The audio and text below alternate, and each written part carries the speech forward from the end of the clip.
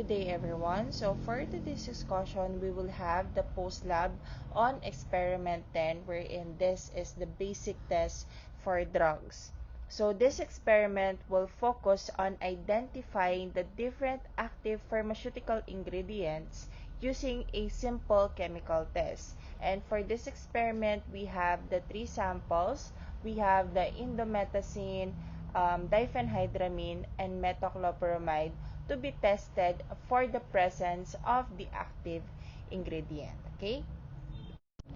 So next slide, we have the objective of this experiment. As mentioned in the previous slide, our target is to identify the different active pharmaceutical ingredient present on the available samples that we have. Okay? So that will be our target objective for this experiment.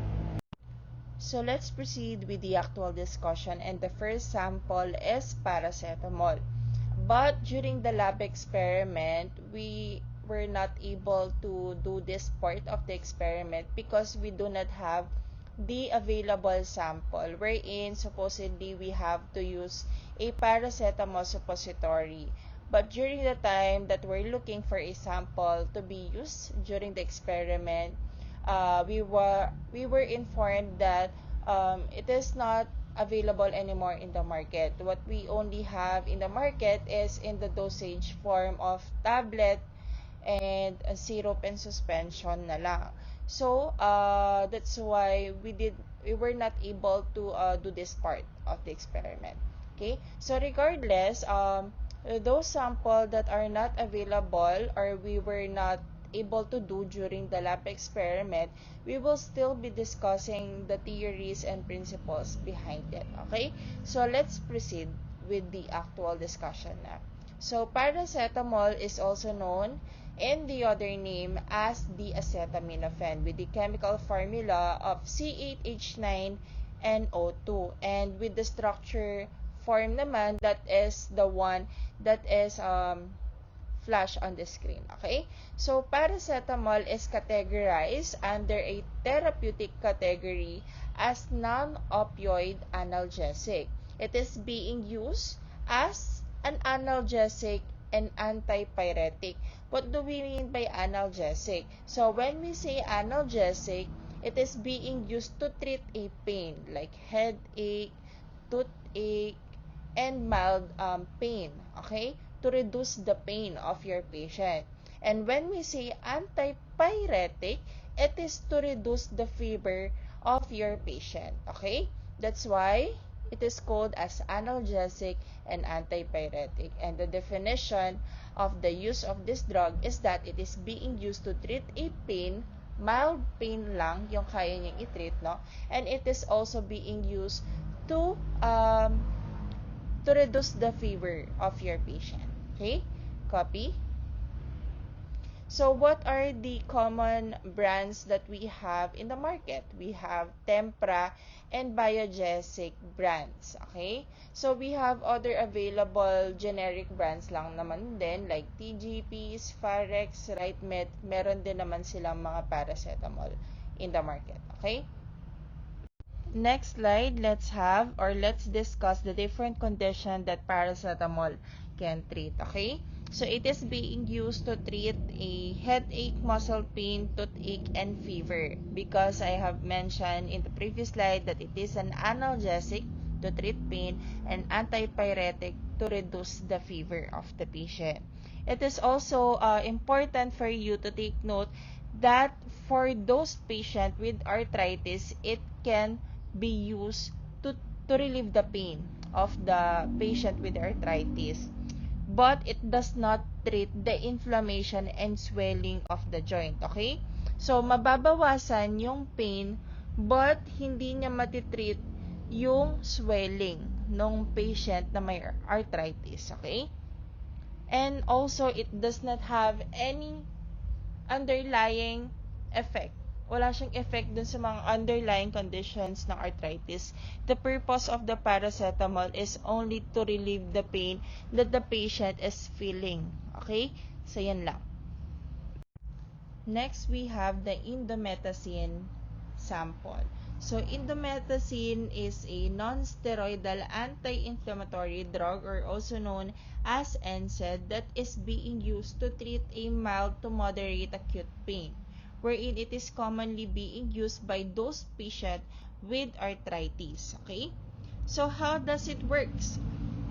How does NSAID works? So, it blocks the substance in the body that cause inflammation and pain. And what we call that is the prostaglandins. So, if we have less prostaglandins, therefore, there's a less pain and less swelling. Okay? Copy? Next, we have two types of arthritis. Actually, three. Okay? But, let's discuss the first two, or the two common arthritis. So, we have the OA and the RA. So, the OA is the osteoarthritis, and RA is the rheumatoid arthritis. So, the purpose of the NSAID for this one is that it helps reduce the joint pain, swelling, and stiffness. Okay? And also, this indomethacin is being used by those patients with gout to relieve the intense joint pain being used by the uric acid buildup. Kapag mataas yung uric acid mo sa lab test, ayan, automatic meron kang gout. Okay? So, we have other medicines then for the gout, but indomethacin can be used as well. Okay? Next, we have the ankylosing spondylitis. This is the type of arthritis affecting the spine, usually sa lower part ng spine. Okay? So, it can cause back pain and stiffness. So, you can use indomethacin to treat these conditions. Okay? Copy? Next, let's have the therapeutic category of this drug and also the common side effects. But before we proceed with that part, let me state the chemical formula of indomethacin. It's C19H16CINO4, and in terms of the chemical or structural form, it is the one flashed on this slide. Okay? So for the therapeutic category, I have mentioned in the previous slide that it is an NSAID, or non-steroidal anti-inflammatory drug. It is being used to relieve mild to moderate acute pain, and also it can treat the inflammation, swelling, and stiffness. Okay? So, the common side effect for this drug are headache, dizziness, vomiting, diarrhea, constipation, irritation of the rectum if you will be using suppository, and it could cause a possible ringing in the ear. Okay, all of these symptoms are common side effects if you take or you're taking indomethacin, because NSAIDs reduce the protective prostaglandins, not just the inflammation.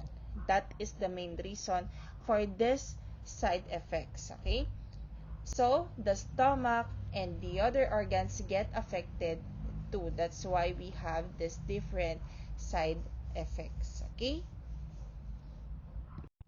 So next sample, we have the metoclopramide. So metoclopramide is used mainly for the stomach problems, nausea, and vomiting as a treatment. Okay? So how does it works? It has two main action. We have the anti-emetic and the prokinetic. So when we say anti-emetic, it is an anti-suka. Okay? So, it blocks the signal in the brain that triggers vomiting. Okay? Next, we have the prokinetic. So, when we say prokinetic, so kapag kinetic, movement. So, it is being used as a movement enhancer. Okay? So, it helps the stomach empty faster, and also it helps improve the movement of food in the digestive tract. So, less nausea, faster digestion. So, what are the different uses of this metoclopramide? So, it is being used for GERD and also for diabetic gastroparesis. Okay? So, ano po itong mga to? So, when we say GERD, the acid goes up from the stomach, which causes a heartburn. And metoclopramide is being used to help by pushing the food down faster. Copy? Kindly take note. Ne? So, next we have the diabetic gastroparesis. So when we say diabetic gastroparesis, it is common with those patients with diabetes where the stomach empties slowly and the drug helps improve the stomach movement. Okay? So what is the therapeutic category of this drug, metoclopramide? It is being used as an anti-emetic or prokinetics. Okay? So when we say anti-emetic, anti-suka, it prevents nausea and vomiting. And when we say prokinetic, kinetic, movement enhancer. Okay? So when we say movement enhancer, it increases the GI motility or the stomach movement. Copy? Gets? Okay. So in terms of the structural form or structure form, it is the one flash on the screen. Okay? Next slide, still under metoclopramide. But before we proceed with the discussion of this slide, let me mention the chemical formula of this drug. It's C14H22CIN3O2. Kindly take note of that, okay? So, let's proceed with the discussion of this metoclopramide, the continuation, okay? So, what are the different conditions that metoclopramide can treat? So, we have already discussed the gastroparesis and the GERD. Where in the GERD, this is the heartburn, and the gastroparesis, it facilitates the gastric emptying. And we have the additional condition wherein it is being used in anti-cancer chemotherapy.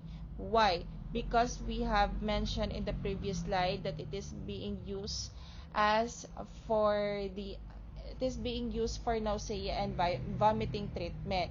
So, when you take kasi anti-cancer drug, it can cause nausea and vomiting. That's why they use metoclopramide to prevent that. Okay? To treat the nausea and vomiting side effects of the anti-cancer chemotherapy drugs. Okay? Copy?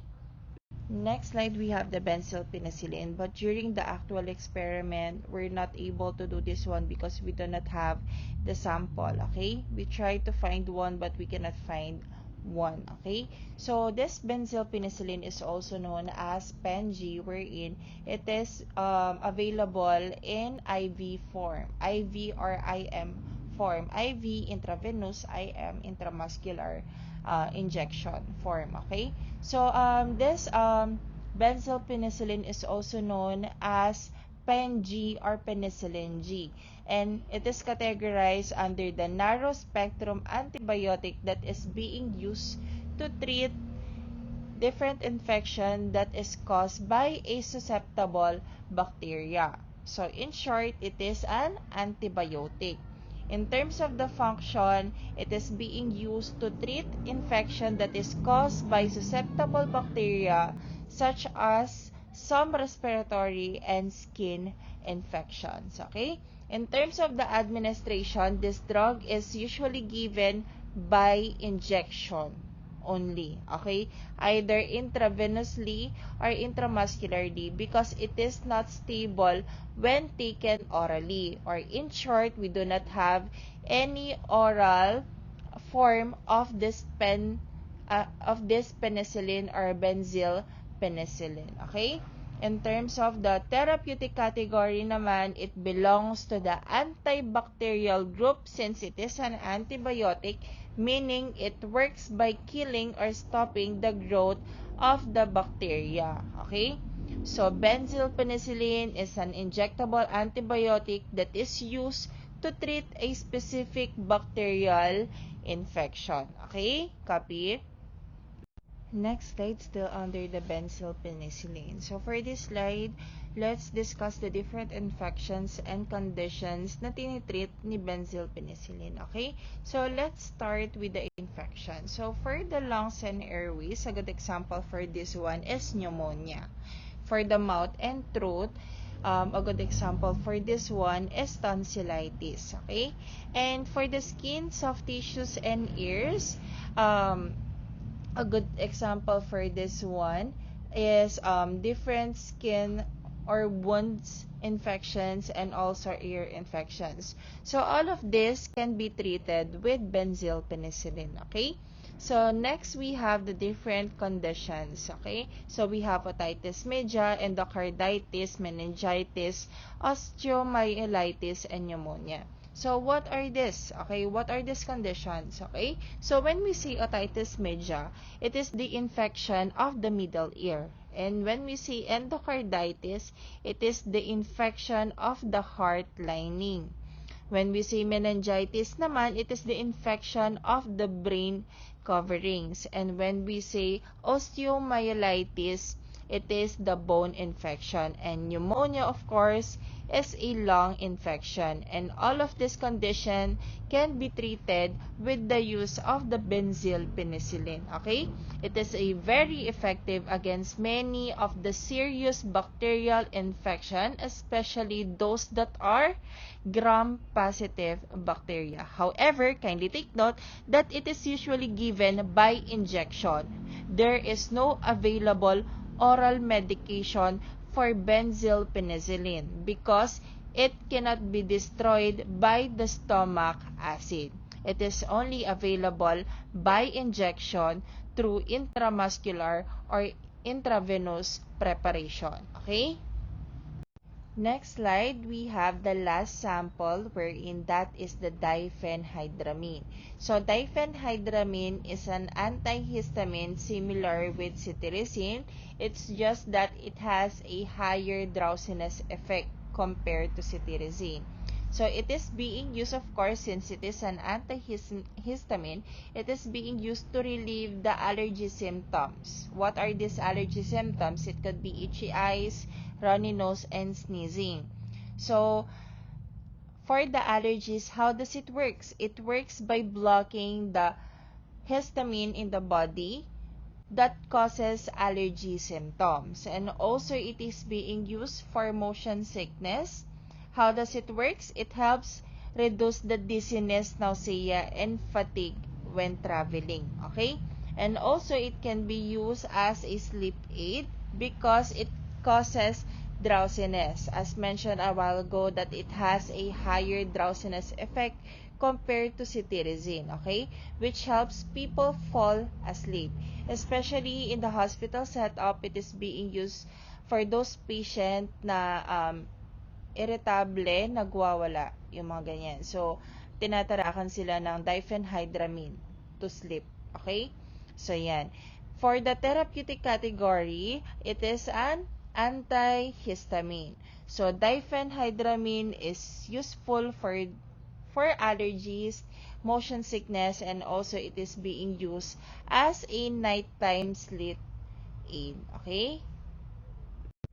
Next slide, let's discuss the different separation technique wherein we can use this to distinguish the different active pharmaceutical ingredient wherein that is the main objective of this experiment. But for our experiment, we have not applied this different separation technique. Okay? Okay, next slide. So, a very common separation technique that we all know is chromatography. So, what is chromatography? It is a technique that is used to separate the components of a mixture regardless if it is a solid, liquid, or mixture of solid and liquid that is combined. Or it can also be separating a gases, okay? So, it is a technique that is used to separate components of mixture based on how they interact with two phases, wherein these two phases is the stationary phase and the mobile phase. Okay? Next, let's discuss the different elements of chromatography and the types of chromatography. So let's proceed with the elements first. So I have mentioned in the previous slide that we have two phases for chromatography. It is the stationary phase and the mobile phase. So for the stationary phase, it is the fixed material. It does not move. It can be a solid or liquid on a solid support. A good example for a stationary phase is a silica gel in TLC. Again, a good example for stationary phase is a silica gel in a TLC plate. Okay? So what is the function of this silica gel in there? It holds back or slows down some of the components being tested. Okay? In a simpler explanation, this is where the compounds can stick. Okay? So let's proceed. What is mobile phase? So when we say mobile phase, from its term mobile, it is moving. Okay? It is the moving phase. It is the liquid or the gas. Okay? It carries the sample through the stationary phase. Okay? It carries the sample through the stationary phase. And a good example for this one is the TLC or the liquid in the HPLC. Okay? So as simple as explaining it that this is what moves the compound. Kapag nag-move, it is the mobile phase. Kapag hindi siya nag-move, it is the stationary phase. Okay? Clear?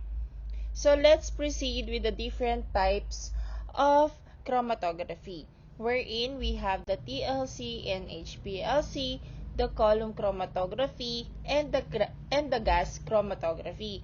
So first one is the TLC. So what is TLC? It is the also known as the thin layer chromatography, wherein it is a very simple and quick to do lang. Okay? It is used commonly to check the purity or the identity of the compounds. And it gives a spot on a plate. Okay? Next we have naman is the HPLC. So what is HPLC? What does it mean? It means it is a high performance liquid chromatography. High performance liquid chromatography. So this one, HPLC compared to TLC, is more advanced and accurate. It is commonly being used in pharmaceutical analysis. Okay? And it can also quantify how much of a compound is present in the sample. Okay? Next one, we have the column chromatography.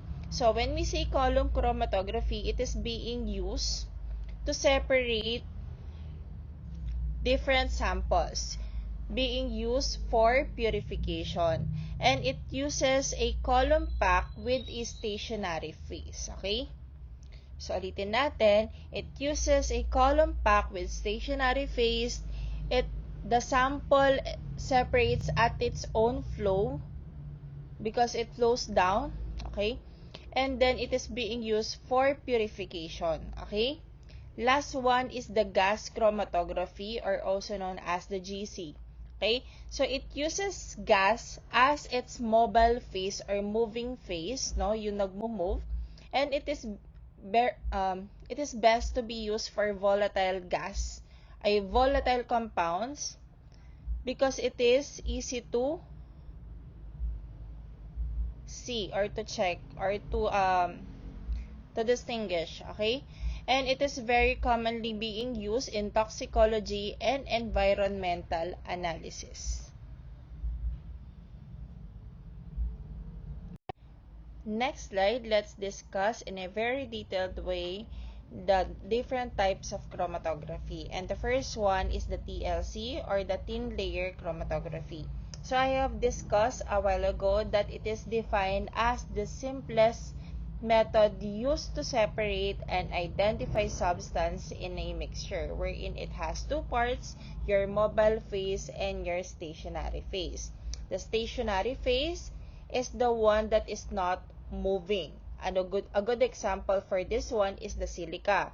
While mobile phase is the moving phase. It is the liquid solvent that moves up in the plate. Okay? And a good example, this one is the solvent being used in the TLC. Okay? And also on this slide, we have to discuss the different applications in pharmacy. Kung how to use TLC in applying it in pharmacy. Okay? So the first one is the purity testing. It is, of course, from its term, purity testing. It is to check if the drug is pure or it has impurities. Okay? The next one is the identification of compound from its term to confirm if what substance is present by comparing the spot in the TLC. Okay? Next one is the stability testing from its term stability to see if a drug breaks down over time. Okay? Next is the assay and content uniformity from its term assay and content uniformity to check if the correct amount of drug is present in tablets or other forms of drug. Okay? And the last one is the analysis of analytes, wherein it is to examine and study substances in a sample. Copy ba? Gets? The next slide. On this slide, you can see a sample of a TLC or thin layer chromatography. Okay? Next slide, still under chromatography, let us discuss what is retention factors. Okay, so it is defined as the amount that each component of the mixture travel can be quantified using the retention factors by solving it, having a formula of distance of the spot move over the distance of the solvent front move. Okay, so for you to be able to understand it more better, no? So, think of chromatography as a race, where different molecules are separated based on how fast they move through a material. The retention factor is just the score that tells you how far a specific molecule traveled compared to the liquid or the solvent carrying it. Okay? So, you just have to compute the RF for you to be able to get this one. So, distance traveled by the substance over distance traveled by the solvent. So, ganun lang siya. As simple as ganon lang. Okay? So, what is the purpose of this one? Because every chemical has a unique RF value in a specific setup. And scientists usually use it to identify the unknown substance or also to check if a medicine is pure. Okay? Copy? Next slide, how to compute the retention factor. So we have the formula RF is equal to distance spot move over distance solvent move. Okay? So you just have to put the values and then divide it, and therefore after you will have the retention factor value. Clear? Still under chromatography, here's an example on how to solve and how to check for the values to be used in solving for the RF value. Okay? So kindly take note of this one. Next slide, we have the second type of chromatography, wherein this is the HPLC or the high performance liquid chromatography. So this HPLC is an improved form of the column chromatography. In that traditional column chromatography kasi, a solvent moves through a column slowly under the gravity. In contrast kasi, HPLC uses high pressure up to 400 atmosphere, okay, to force the solvent through the column, making the process more faster and more efficient compared to the column chromatography. Okay? So, we have the different applications in pharmacy by using the HPLC. So, the first one is to control the drug stability. It is to check if drugs degrade over time. Okay? Kindly take note of that. Second one, use in pharmaceutical quality control and analytical study. It is to ensure that drugs are safe and it contains the correct amount of active ingredient for it to be effective once it is used by the patient or the people or humans. Okay? And the last one, it is being used, or the HPLC is being used in identifying the compounds, determining what substances are present in that sample. Okay? So overall, in summarizing everything, HPLC is a fast, precise, and widely used technique in pharmaceutical analysis. Copy. Still under chromatography, we have this specific type of chromatography. We have the HPLC. And here's an example of the machine that is being used for the HPLC. Okay? Next type of chromatography, we have the UHPLC or the Ultra High Performance Liquid Chromatography. So what is this UHPLC? It is being used to separate different components of a compound or mixture. Okay?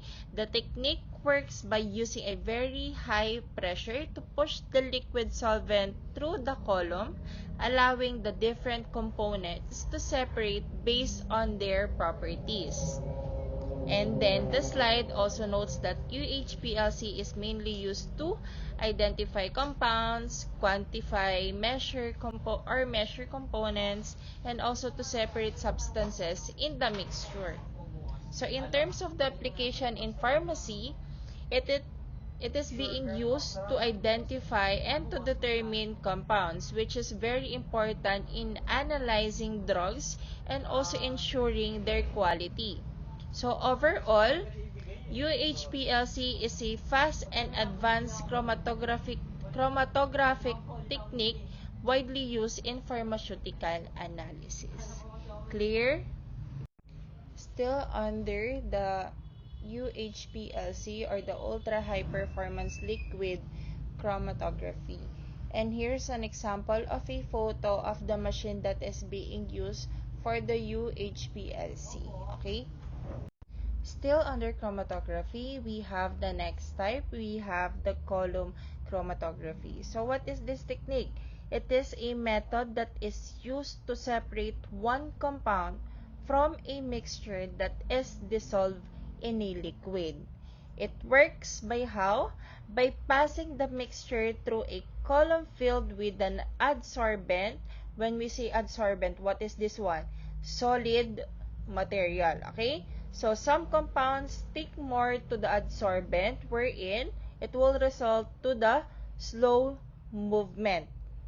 And others naman stick less, therefore they move faster because they move at a different speed because they separate into different parts or fractions. Clear? So for the applications in pharmacy, chromatography is used to separate the active constituent. What do we mean by that? Getting the important drug components present in the sample. Clear? Next one, it is being used for the isolation of drugs and compounds. There's no need for explaining that one because that is already on the point of it. Okay? Next one or the last one is the purification. So, from its term, purification, to remove the impurities to make the drug cleaner and safer and potent. Copy? Still under the column chromatography. So, on this slide, you can see a sample of the setup in doing the column chromatography. Okay? So, kindly take note of that. Okay? And familiarize yourself on the different types of chromatography. Next slide, still under the chromatography, we have the next type that we called gas chromatography or the GC. So what is this GC or gas chromatography? So it is a method that is being used to separate compounds in a mixture based on their polarity. And it works only for those substances that are volatile. So what do we mean when we say volatile? It can be turned into gas, okay?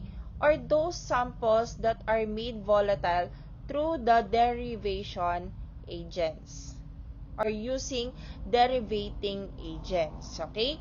So in pharmacy naman, GC is used to, we have three. First one, to analyze the functional group. It is to identify, of course, what type of compound is present on the sample.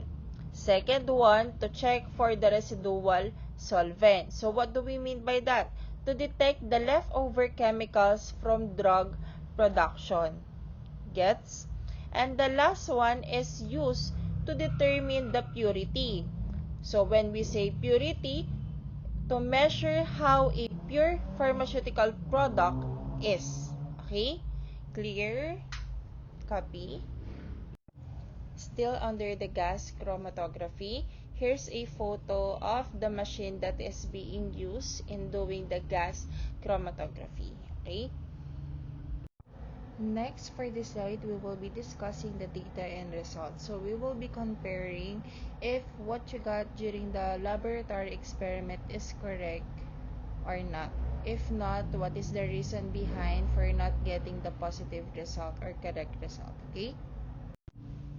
Next slide, we have the procedure B of the experiment, then wherein that is the test for the indomethacin. Okay, so for the test tube 1, we're expecting for a green color that indicates a positive result, wherein once you have the green color, therefore there's the presence of the indole ring, or to be specific, it is the aromatic heterocycle. Okay, for the test tube with the combination, or we have combined sodium hydroxide sample. So we're expecting for the strong yellow color that was produced, which also rapidly fading. Okay, once you have this result, therefore it indicates a positive result. And what is the theory behind this one is that there's the formation of the sodium salt of indomethacin in that sample. Okay? Next slide, part C of experiment 10, we have the test for the metoclopramide. So we have 3 test tube for this part of the experiment. So for the test tube 1, we have the hydrochloric acid plus the sodium nitrite. Okay? So we have combined the 2 plus the metoclopramide sample. Therefore, we're expecting for a yellow color result. So once you have yellow color, of course, it is the positive result. And the theory behind this one is that the yellow solution is due to the diassociation reaction, or the formation of the nitroso compound on that sample. For the test tube 2, we're expecting for a yellow precipitate. And once you have this yellow precipitate, therefore it is a positive result. So what does it indicate, or what is the explanation for this one? There is the bromination process, wherein the aromatic ring of your metoclopramide is mainly subjected to the electrophilic aromatic substitution after the bromine is produced in situ. Okay?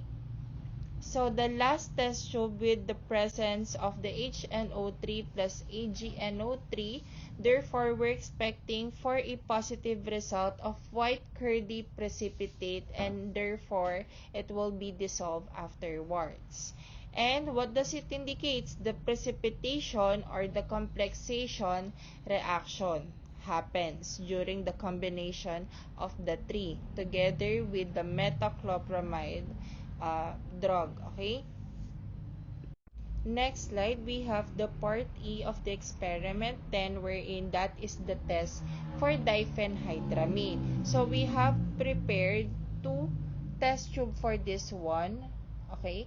So we have the test tube 1. So we're expecting after the combination of the HNO3 plus disulfuric acid, we're expecting for a violet color to red to yellow color. There's the transition of this color. So if you have this result, therefore it is a positive result, wherein the reason behind this one is the nitration process or oxidative transformation under the strong acidic condition of your sample, because we have the sulfuric acid that was combined in the sample, wherein we have also added diphenhydramine in it. Okay? For the test tube 2, we're expecting for a white curdy precipitate, and therefore it will be dissolved afterwards. And it is the positive result.